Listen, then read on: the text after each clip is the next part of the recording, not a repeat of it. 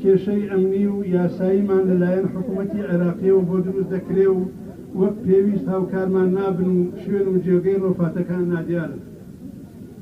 کە پێویستی بە هاوکاری حکوومەتی عێراقی هەیە بەڵام هەر لە هەوڵ و گفتوگۆداین هەروەها لە ڕووی دابینکردنی منحەو موچەکانیانەوە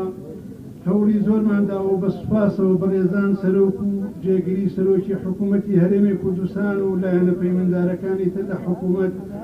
هاوکاری باشمان بوون کە لەم بارە دارایی خراپەدا هیچ کەمکردنەوە و پاشەکەوتێک لە منحەو موچەی کە سوکاری شەیدەکان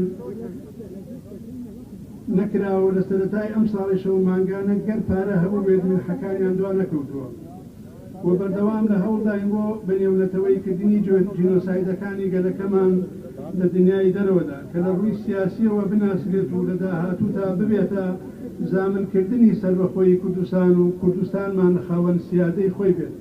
کە چیتر ڕوبەڕووی جینۆساید و لەناوبردن نەبینەوە.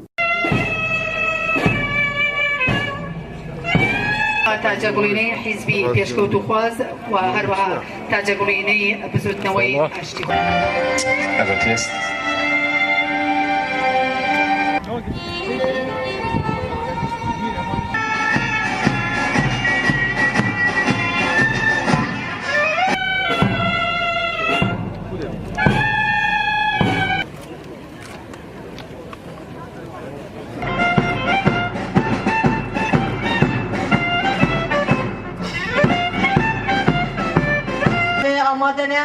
مهوان هجاب